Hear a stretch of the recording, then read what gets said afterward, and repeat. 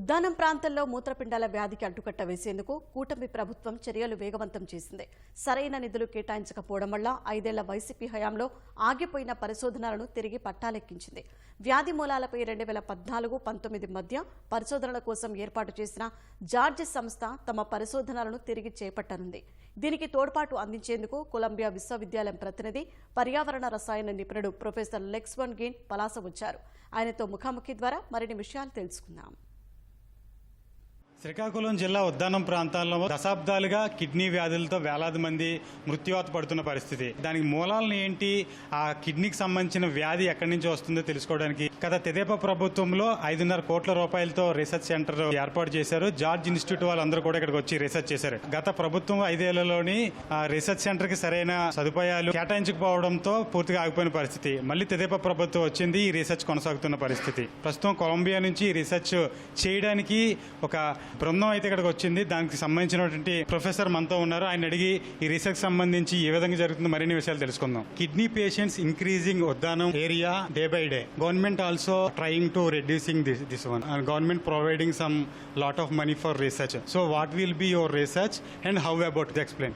My own role, I arrived here on Saturday evening with several boxes of equipment from the US, and the equipment that you can see here behind is intended to help the team here from the George Institute measure, essentially collect samples of drinking water, of soil, of dust, to try to understand whether the composition, the chemical content, it could be metals like lead, which are toxic, or pesticides like glyphosate or paraquat or others, whether those concentrations are particularly high. And if they are particularly high, could that be also in the case of the people recruited as part of this cohort study who have more of the illness? So we're trying to establish a correlation between the environment and the disease. It's a difficult thing to do because there are probably many factors that contribute to the disease, including genetic factors, but we are starting this here in a systematic way.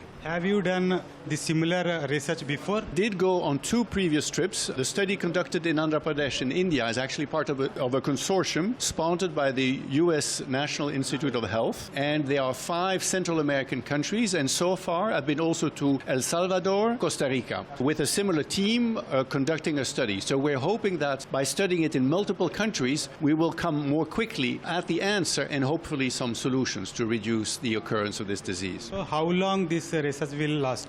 Well, it started several years ago with the planning, and first the writing of the proposals, that's probably 5 years ago, then the planning, especially if you have a multi-country study that takes a lot of time. I expect it's at least 5 to 10 years in the future. That's what I'm hoping. What kind of technology is being used in this research?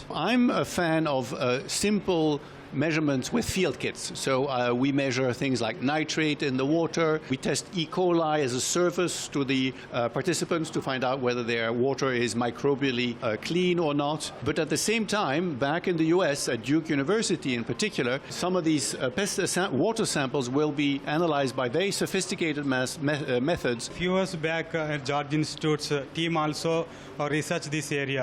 They did some research and they have some primary information. Did you have the details? If you have the details, you go to further very easily, right? I'm not aware of any result that says this is the culprit, this is what we have to avoid doing. It's probably a combination of factors, and that makes it difficult. And that's why I'm afraid it's going to take another 5 to 10 years to really know, come closer to the answer. What kind of support you get from local authorities and people representatives? So I've been very impressed, since I arrived, the way I've been received here in Palasa. The George's Institute team is doing a wonderful job. Collected our first samples from an official participant in the study, and the young woman was very welcoming and willing to work with us. She also showed us where she works at the cashew shelling factory. It's really been very, very excited to do this important research with people who want to work with us. త్వరలోనే kidney సమస్యకు పరిష్కారం చూపుతామని చెప్పి ఆశాభావం వ్యక్తం చేస్తున్నారు. Cameraman చిన్నారెడ్డితో Mahesh, ETV, Srikakulam నుంచి.